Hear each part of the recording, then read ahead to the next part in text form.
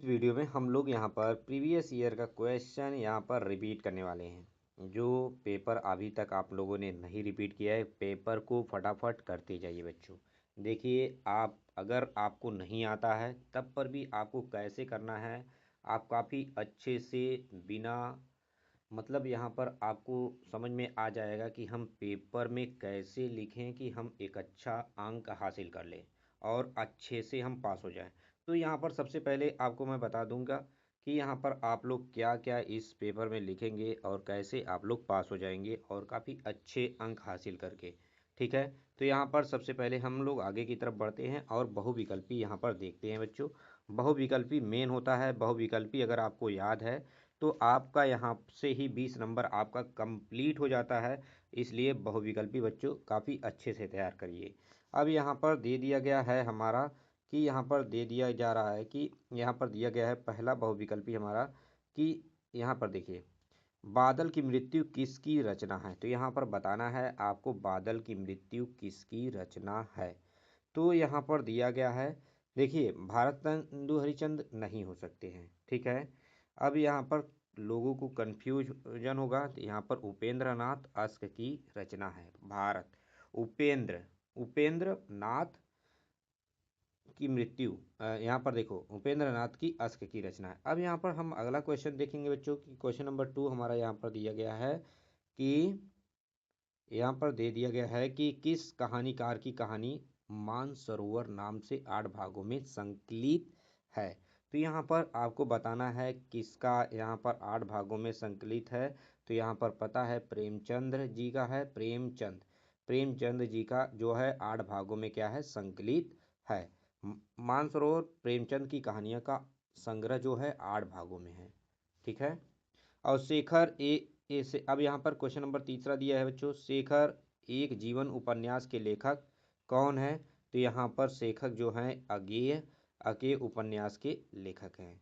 हाँ, तो यहाँ पर अब यहाँ पर क्वेश्चन नंबर 4 हमारा आ गया, अरे यायावर रहेगा याद की विधा है, किसकी विधा है, क्या है। तो यहाँ पर ये नाटक है कि उपन्यास है कि यहाँ पर यात्रा साहित्य है। क्या है, यात्रा साहित्य है हमारा। तो यहाँ पर देखिए क्वेश्चन नंबर 5 हम फटाफट इसलिए कर रहे हैं क्योंकि हमारा एग्जाम पास है बच्चों। हरिवंश राय बच्चन द्वारा लिखी आत्मकथा के 4 भाग में सम्मिलित नहीं है। तो यहाँ पर 4 भागों में क्या है, सम्मिलित नहीं है। नीड़ का निर्माण फिर ये 4 भागों में सम्मिलित नहीं है। अब यहाँ पर देखिए बच्चों, यहाँ पर दे दिया गया है रीतिकाल की काव्य भाषा है। रीतिकाल की काव्य भाषा जो है यहाँ पर कौन सी है बच्चों, यहाँ पर आपको बता देना है कि ब्रज जो भाषा है रीतिकाल की काव्य भाषा है। अब यहाँ पर आगे की तरफ हम लोग बढ़ते हुए यहाँ पर देखेंगे कवि भूषण की रचना नहीं है। कवि भूषण की जो रचना नहीं है, तो यहाँ पर कवि भूषण की रचना जो है रामचंद्रिका नहीं है। रामचंद्रिका जो है नहीं है। द्विवेदी युग के नामकरण किस साहित्यकार के नाम पर आधारित किया गया। तो यहाँ पर महावीर प्रसाद द्विवेदी जी के नाम पर। यहाँ पर द्विवेदी सब जगह दिया गया है, इसलिए आप लोग कंफ्यूज हो जाते होंगे द्विवेदी कौन है भाई। ठीक है, अब यहाँ पर बच्चों दिया है तार सप्तक की कवियों का अज्ञेय ने क्या कहकर संबोधित किया। क्या कहकर यहाँ पर संबोधित किया। तो यहाँ पर आप लोग बताएंगे साहित्य सहचर, साहित्य सहचर कह के संबोधित किया है। धूप, अब यहाँ पर दिया गया क्वेश्चन नंबर 10, यहाँ पर धूप के धान रचना किसकी है। धूप के धान की रचना किसकी है। तो यहाँ पर धूप के धान की रचना गिरिजा कुमार माथुर की है। गिरिजा कुमार माथुर की है। तो यहाँ पर आगे की तरफ बढ़ेंगे, करुण रस, यहाँ पर इसका तो सभी लोग कर लेंगे। करुण रस क्या है, शोक है, दुख की बात है करुण रस। अब यहाँ पर चम्मच मात्र चंचल नयल वीच घुघुट पट छीन मनहु सूर सरिता बिमल जल दृग उछरत जुग मीन। अब यहाँ पर ये कौन सा दोहा है। तो यहाँ पर आपको पता है यह उपमा है, उपमा है। ठीक है, कौन सा अलंकार है, उपमा अलंकार यूज है। चंचल चंद्रमा चंचल नयन में कौन सा। तो यहाँ पर यही बता रहा है कि यहाँ पर यही उपमा अलंकार से लिया गया। रोला छंद किस प्रकार के छंद है? रोला छंद यहाँ पर किस प्रकार का छंद है? तो यहाँ पर रोला छंद जो है बच्चों आपका किस प्रकार का छंद है? तो यहाँ पर अर्ध सम, क्या है? अर्ध सम है। ठीक है। अब यहाँ पर क्या दिया गया बच्चों? अब यहाँ पर बच्चों हमारा हो जाएगा 14 नंबर क्वेश्चन। यहाँ पर दिया गया है कि यहाँ पर अध्यक्ष शब्द में प्रयुक्त उपसर्ग है, तो यहाँ पर इससे ही समझ जाएंगे अध। ठीक है। तो अब यहाँ पर देखिए 15वां हमारा क्वेश्चन नंबर है। यहाँ पर दे दिया गया है कि जिस समाज का पहला शब्द संख्यावाची हो उस समुदाय का बोध होता है, उसे कहते हैं द्विगु समाज, द्विगु समास। ठीक है। तो यहाँ पर अब यहाँ पर हमारा 16वां क्वेश्चन खीर शब्द का यहाँ पर खीर शब्द का हमें तत्सम रूप बताना है बच्चों। खीर, देखिए खीर शब्द का तो यहाँ पर क्या हो जाएगा? सी, क्षीर, खीर क्षीर। हाँ, यहाँ पर क्षीर हो जाएगा हमारा। अब यहाँ पर दिया गया है 17वां यहाँ पर क्वेश्चन दे दिया गया है कि तस्मय में विभक्ति वचन है, तो यहाँ पर कौन सी विभक्ति है? चतुर्थी विभक्ति है और एक वचन है। तो यहाँ पर हमारा क्या हो जाएगा? सही हो जाएगा। अब यहाँ पर जिस वाक्य में आश्चर्य, दुख या सुख का बोध होता हो उस वाक्य को कहते हैं विस्मयादिबोधक। क्या कहते हैं? विस्मयादिबोधक वाक्य कहते हैं बच्चों। अब यहाँ पर दे दिया गया सबसे अच्छा रोहन से चला नहीं जाता, इस वाक्य में वाच्य क्या है? रोहन से चला नहीं जाता, तो ये एक भाववाच्य है। क्या है? भाववाच्य है। अब यहाँ पर दे दिया गया है बच्चों निम्नलिखित में अविकारी शब्द है। यहाँ पर दिया गया है बालक, दिया गया है पुस्तक, दिया गया है निकट। निकट जो है एक अविकारी शब्द है क्योंकि यह लिंग वचन कारक से नहीं बदलता है। तो यहाँ पर हमारा यहाँ पर बहुविकल्पी हो गया। अब यहाँ पर मेन हमारा यही आ जाता है कि हम लोग इसे कैसे करेंगे। तो हम लोग काफ़ी अच्छे से समझेंगे कि यहाँ पर हमें पहले इन सभी वाक्यों को काफ़ी अच्छे से पढ़ना होगा। उसके बाद देखिए जब हम पढ़ लेंगे इन सभी को अच्छे से ना, तो उसके बाद काफ़ी अच्छे से हम यहाँ पर आंसर दे सकते हैं। अगर हमने पढ़ा ही नहीं सही से तो अगर हम आंसर देना चाहेंगे तो यहाँ पर आंसर लिख ही नहीं पाएंगे। तो यहाँ पर हमारा पहला क्या है? यहाँ पर देखो पहले हमें, देखो बच्चों अगर यहाँ पर आप चैप्टर पढ़ोगे, पहले यहाँ पर चैप्टर पढ़ना सीखो, यहाँ पर इसे पढ़ना सीखो। किस पहले आपको पता हो जाए कि यह किस पाठ से लिया गया है। तो यहाँ पर बहुत से लोग ऐसे होते हैं जिनके घड़ी भर के साथ से बुद्धि भ्रष्ट हो जाती है, क्योंकि उतने ही बीच में ऐसी ऐसी बातें कही जाती हैं जो कानून न पढ़नी चाहिए। चित्त पर ऐसा प्रभाव पड़ते हैं जिनकी उसकी उसकी पवित्रता का नाश होता है। बुराई अटल भाव की धारणा करके बैठती है। बुरी बातें हमारी धारणा में बहुत दिनों तक निकट टिकती है। इस बात का प्राय सभी लोग जानते हैं कि भद्दे व फूहड़ गीत जितनी जल्दी ध्यान पर चढ़ते हैं उतनी ही जल्दी गंभीर या अच्छी बात नहीं है। अब यहाँ पर दिया है सबसे पहले हमें क्या पकड़ना है? एक किस की रचना है, पहली बात। अब यहाँ पर आपको इसको पढ़ने के बाद आप अगर अच्छे से पाठ पढ़े होंगे बच्चों तो यहाँ पर पता चल जाएगा कि ये आचार्य हजारी प्रसाद द्विवेदी द्वारा लिखित एक प्रसिद्ध निबंध जो कुटज से लिया गया है। ठीक है। तो यहाँ पर लिखेंगे संदर्भ में क्या लिखेंगे? प्रस्तुत गद्यांश हमारी पाठ्य पुस्तक आचार्य हजारी प्रसाद द्विवेदी द्वारा लिखित यह प्रसिद्ध निबंध कुटज नामक पाठ से लिया गया है, ऐसे भी लिख सकते हैं। यह निबंध पाठ्य पुस्तक के गद्य में संकलित है। इस गद्यांश में लेखक अधिक बोलने की प्रवृत्ति, वाणी में संयम के महत्व पर विचार को व्यक्त करता है। तो यहाँ पर रेखांकित जो अंश है उनकी हमें क्या करना है? व्याख्या करना है।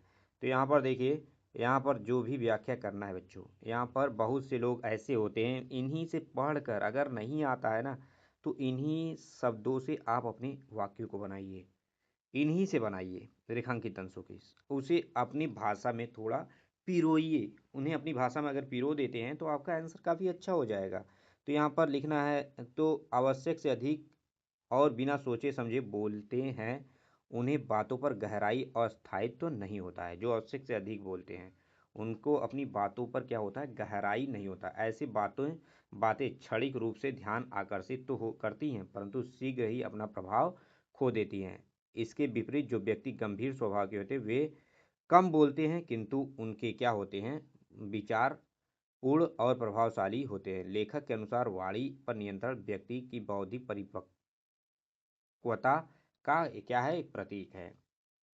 अब यहाँ पर देखेंगे हमारा किस प्रकार की बात का प्रभाव व्यक्ति पर जल्दी होता है।